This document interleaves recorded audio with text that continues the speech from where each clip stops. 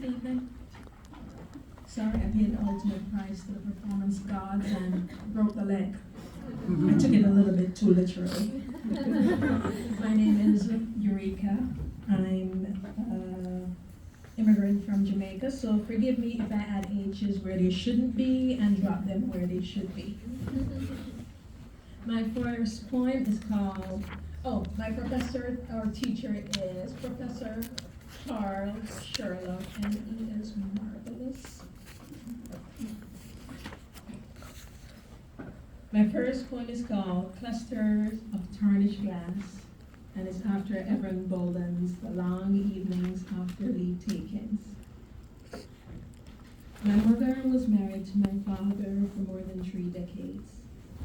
She stood smiling in a powdered pink pantsuit, near a hibiscus edge in full bloom, near the gate of her parents' country home, in one of her few photographs.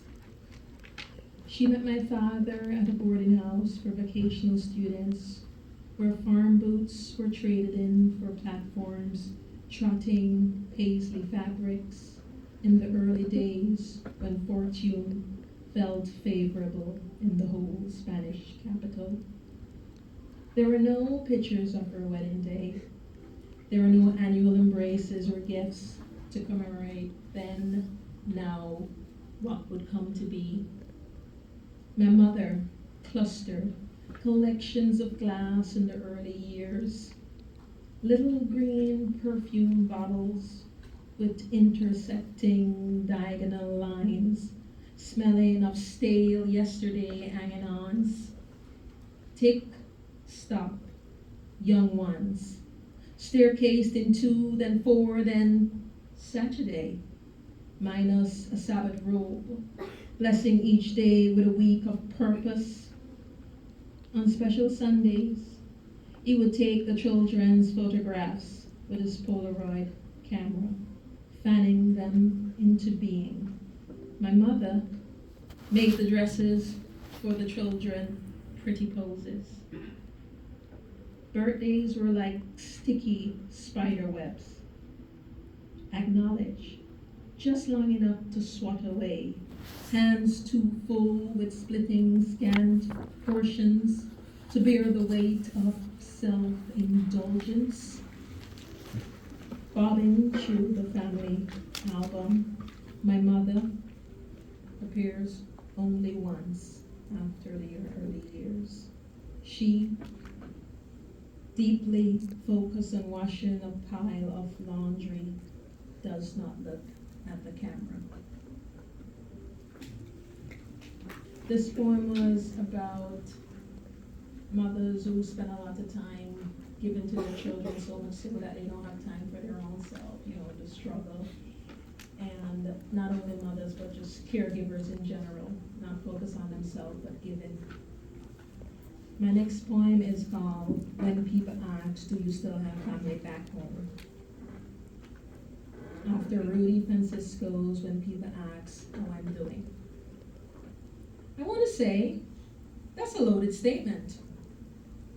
I want to say, my DNA profile has over 1,400 relatives, but they don't come around. I want to say, home was a little black box that fell overboard in the choppy emerald blue waters of the Caribbean Sea. My new family lives in colored boxes now. I sublet a little tiny space from each to call my own, so I'll never risk losing home again. I want to say, home is a cabin on a high cliff in Ireland overlooking an horizon of endless foamy waves. My family are the people who did not get the updated address. They are genetically predisposed to seasickness anyway and hate rustic living.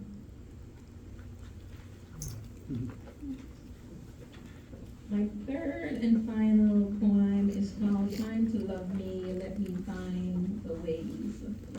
This one is about a relationship and trying your best to maintain them, but sometimes it just doesn't work the way you want it to work, and you just have to accept and empower yourself to move on. Maybe, if it were last year, Hummingbirds might sip liquid shells of abalone from my cup palms. I would have done my part to add beauty to this world. Maybe, if it were last year, I would eat the pizzas you prefer, even though tomato sauce gives me heartburn. Maybe, if it were last year, I would lead a stampede of elephants down Main Street, loudly blasting Bach's "Come, Sweet Death." Maybe, if it was last year, I would call you once more.